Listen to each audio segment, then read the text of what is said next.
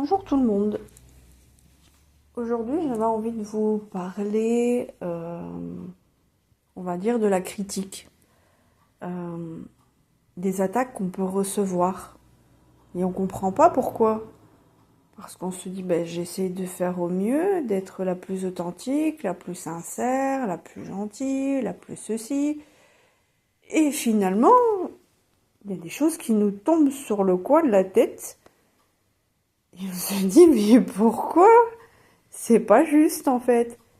Pourquoi on vient m'attaquer de cette manière? Et en fait, ça met en colère parce qu'on se dit que c'est de l'injustice. C'est pas normal. Pourquoi on vient m'attaquer alors que j'ai rien fait de mal? Et en fait, ben, j'ai eu pas mal de prises de conscience. euh, et je me dis que, ben, en fait, c'est pas moi le problème. Ce n'est pas moi. On projette ce qu'on ressent sur moi. C'est surtout ça qui fait. Par jalousie, encore et toujours, par incompréhension, par le fait qu'on puisse croire que je suis bizarre, que je suis illuminée, que je suis à part des autres. Et je me dis, heureusement que je suis à part des autres. Heureusement, pendant des années, j'ai suivi, je me suis dit, bon, bah c'est normal, c'est toi qui bug en fait. Tais-toi et va dans le sens des gens. Pourquoi tu vas aller mettre un pas de côté? Ça n'a aucun sens. Mais au fur et à mesure des années, on commence à comprendre que, ben si, on est libre d'être nous-mêmes.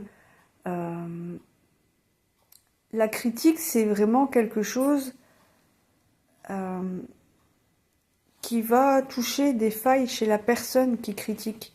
C'est par exemple, je sais pas moi, t'as vu, elle est encore une fois partie en vacances, par exemple, hein. Ben oui, elle est partie en vacances, elle a les moyens, elle a peut-être travaillé pour, elle a peut-être eu une réduction, elle a peut-être épargné pendant des années. On ne sait pas la vie des gens en fait. On ne sait pas. On a beau juste faire des suppositions, mais la personne mérite autant que vous de partir. C'est juste que vous avez d'autres priorités. Je sais pas moi, par exemple, des passions. Ça peut être plein de choses. Pour le foot, pour les voitures, pour les timbres, pour plein de choses. Et du coup, vous mettez votre argent dedans. L'autre personne a peut-être la passion justement de partir en vacances. Si ça lui plaît, tant mieux pour elle. Pourquoi critiquer? C'est simplement parce que vous vous dites, bah, elle peut partir, elle a la possibilité, mais moi je ne l'ai pas. Mais qu'est-ce qui a dit que vous n'avez pas la possibilité? Si vous mettez de l'argent de côté, si c'est possible, évidemment. Même si vous partez dans 10 ans, il y a possibilité de mettre même 1 € à chaque fois de côté. Mais la critique, ça vient de ça, en fait. Je l'ai vraiment compris parce que je le prenais personnellement. Quand je recevais une critique, je me suis dit, oh là là, mais pourquoi? Pourquoi moi? Pourquoi? Qu'est-ce que j'ai fait pour? Mais non, c'est dans l'autre sens qu'il faut voir, en fait. On est trop à prendre les choses, bah, justement, personnellement et comment dire, personnellement, oui, mais on se dit tout de suite que c'est nous qui avons mal fait. Parce que c'est dans les habitudes où, voilà, on est toujours pas assez bien, pas assez comme ça, on est trop gros, on est trop mince, on est trop ceci. Et on est habitué à ça, c'est un roulement maintenant, c'est devenu une habitude. Mais quand on travaille sur soi, on se rend compte clairement que c'est pas spécialement nous. Après, je dis pas, il y a des fois où on peut avoir fait des bêtises, hein, bien sûr, c'est pas ça que je veux dire. Mais simplement, quand on vient nous attaquer comme ça, or que de base on n'a rien fait, c'est simplement que ça touche la personne et que c'est de la pure jalousie parce que justement, toi tu as ça, moi j'ai pas ça. Et il n'y a rien qui peut faire que ce soit justifié. Si tu veux quelque chose, fais en sorte pour l'obtenir. Ça a été vraiment ma leçon euh, de cette semaine. Comme ne pas trop se montrer, rester dans sa bulle, s'habiller très sobre, ne pas mettre... voilà, par exemple, il y en a qui aiment le noir, hein. Ce n'est pas du tout une critique, moi je trouve ça très classe. J'en porte beaucoup moins qu'avant, Mais je trouve ça très classe. Mais il y a des gens justement qui s'habillent en noir pour ne pas être vus, pour paraître plus mince, pour être limite invisible. Mais pourquoi? Chacun a sa lumière, chacun a sa présence, chacun a le droit d'être là, chacun a le droit d'avoir sa place dans la famille. Si elle est là, c'est parce qu'il y a une raison, que ce soit pour les frères, les sœurs, n'importe. Dans les amitiés, pareil, si une personne s'entend bien avec vous, c'est pour une raison. Il n'y a pas de moi je suis mieux que toi, ça s'appelle pas une amitié. On est là pour monter la pente ensemble et pas pour s'écraser l'un l'autre. On a tous le droit de pouvoir vivre à notre manière. C'est juste que nos perceptions ne sont pas pareilles que les autres. Et heureusement, on ne peut pas tous être pareils, on s'ennuierait largement. Mais je veux faire prendre conscience aux gens qui ont si peu confiance en eux, moi la première, je le précise évidemment. Pourquoi? Comme la critique de personnes qu'on ne connaît pas. Pourquoi? Pourquoi on laisse quelqu'un nous juger? Elle n'a pas vécu notre vie, elle ne nous connaît pas, elle ne vit pas avec nous, elle ne sait pas par où on est passé, ce qu'on a traversé, elle ne sait rien. Pourquoi l'autoriser à nous critiquer et à se dire bon bah voilà, elle pense comme ça, alors bah c'est que je suis comme ça. Pourquoi on voit comme ça? C'est pas logique. On est ce qu'on est, tout simplement, et on est là pour s'aider à justement remonter la pente chacun. La critique, parfois, elle peut faire très mal et on s'attend absolument pas à savoir ce que les gens ont vécu dans leur journée. Parfois, un simple sourire, ça peut égayer une journée, tout bêtement. Par exemple, pour ma part, quand je flanche, rien qu'aider une personne à la caisse, par exemple, je vois qu'elle est en difficulté, je vais l'aider. J'ai eu une anecdote il y a quelques mois. J'étais partie faire mes courses et une dame était juste derrière moi et rien qu'en l'ayant vue, déjà, je me suis dit, cette dame paraît très bienveillante, très gentille. Enfin bon, voilà. Donc je suis à la caisse, je passe ma carte, elle ne passe pas. Je me dis, tiens, bizarre, il n'est pas mis solde insuffisant, je savais que j'avais de l'argent sur mon compte, j'étais avec mes enfants. Et je me dis, bon, c'est pas grave, je dis, je vais laisser mon caddie sur le côté, je demande au caissier, il me dit, pas de problème, laissez-le sur le côté, allez arranger vos affaires, vous revenez après. Je sors, je veux appeler ma banque, et il était 17h, donc ma banque était déjà fermée, bien évidemment. Et la dame sort et elle me dit, il y avait des emojis à ce moment-là qu'on pouvait échanger, enfin voilà.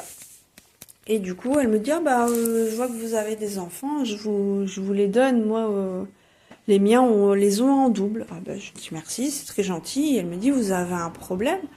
Je dis, ma carte, elle ne passe pas. Je dis, mais c'est rien, j'essaye de joindre ma banque, je réfléchis à comment je peux faire. Je dis, mais ça va aller? Et elle me dit, venez avec moi. Et donc, je la suis. Et elle me dit, je vais payer vos courses et vous me remboursez après. Je dis, oui, mais je sais pas. Elle me dit, je suis française, moi je suis en Belgique. Voilà, on s'arrange. Je dis, d'accord, donc on regarde. J'essaie évidemment de faire le paiement, ça ne fonctionne pas. Donc elle me dit, on s'échange nos numéros. Si vous passez régulièrement, vous m'envoyez un message. Et moi, je passe tous les jours devant, donc je m'arrête au moment où vous serez là. Mon Dieu, c'est ok, d'accord, merci, je ne savais plus où me mettre. Et pour finir, je me rends compte que j'aurais pu payer par PayPal. C'est une application toute bête, mais voilà, j'ai pas pensé dans tout ce bazar, je n'y ai pas pensé. Et je lui envoie un SMS et je lui dis, mais en fait, j'ai pas pensé à ça, je peux vous payer via PayPal. J'ai comme ça, vous êtes tranquille. Voilà, mes dettes sont réglées, quoi. J'étais vraiment mal à l'aise. Après, c'était pas grand-chose, c'était 20 euros, mais c'était 20 euros, quoi. La dame m'a fait confiance. Elle savait pas, c'est pas parce que je suis toute seule avec des enfants que d'office, je vais la rembourser. Après, voilà, elle avait de la bienveillance. Et elle s'est dit, ça passe, ça passe. j'ai aidé mon prochain, quoi. Et je l'ai remerciée au moins 100 fois et je lui ai dit qu'elle était justement bienveillante, que je l'avais senti, que j'étais quelqu'un d'honnête, tout ça. Je la remercie encore.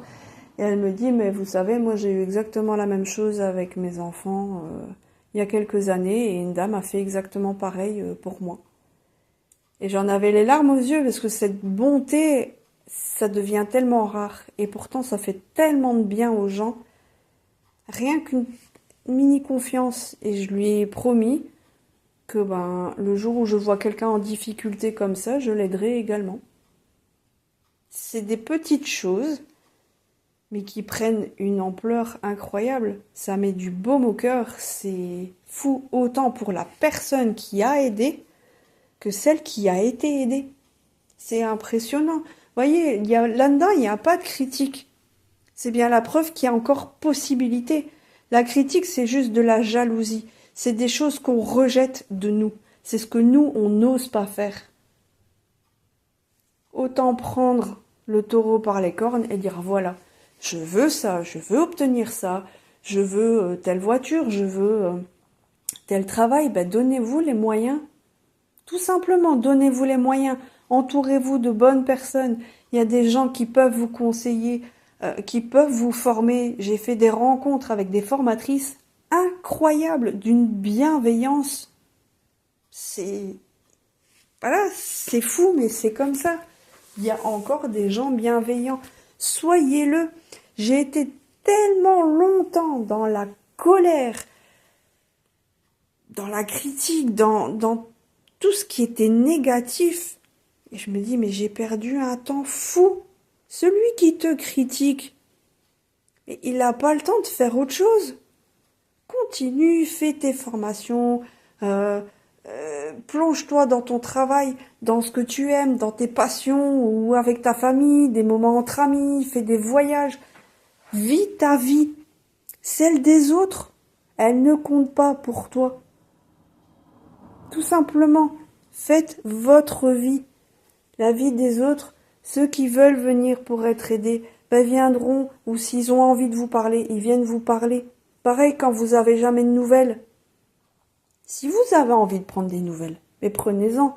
Mais si c'est toujours vous qui devez aller prendre des nouvelles, n'allez plus. Vous le verrez de vous-même. On le voit bien à Noël. Encore et toujours Noël ou Nouvel An. Là, bizarrement, tout le monde envoie des messages.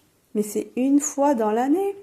Ou pour les anniversaires. Heureusement qu'il y a Facebook. Oh, tiens, c'est son anniversaire. Je vais lui souhaiter, mais j'en ai rien à faire, en fait. Observez autour de vous et entourez-vous de bonnes personnes avec de bonnes vibrations. Et là, il n'y aura plus de critique. Ça ne sert à rien la critique, ça fatigue plus qu'autre chose. Et n'oubliez pas, encore une fois, d'aller voir les 2 vidéos précédentes avec la pomme de pin. S'il y a quelque chose qui vous dérange chez quelqu'un, c'est que c'est un trait de chez vous qu'il faut travailler, tout simplement. Voilà, je voulais vous faire cette petite vidéo pour la prise de conscience, d'où le nom de la chaîne. N'hésitez pas à la partager, ça peut faire du bien à plein de personnes. Et au plus on fait du bien autour de nous, au plus on va avoir un monde correct, au lieu de faire des guerres et faire des machins. La plus petite chose, donner un sourire à quelqu'un est déjà énorme. Alors n'hésitez pas à partager, à liker, commenter ce que vous ressentez. Ou si vous avez des anecdotes, n'hésitez pas à les partager avec nous. Et je vous souhaite une agréable journée.